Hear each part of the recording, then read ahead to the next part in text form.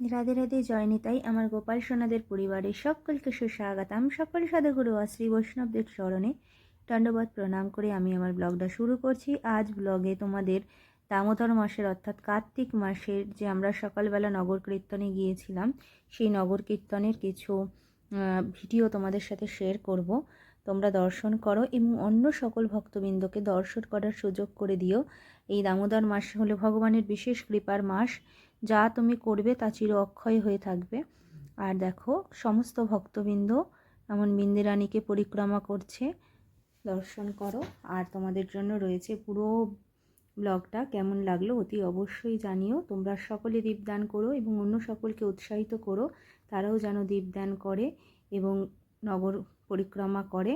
সকলের জন্য কৃপা প্রার্থনা করে, সকলের মধ্যে সকলের কৃপা হয়ে যায়। জয় রাধে, জয় নিতাই, জয় জয় রাধে শ্যাম, বলো শ্রী বৃন্দাবন ধাম।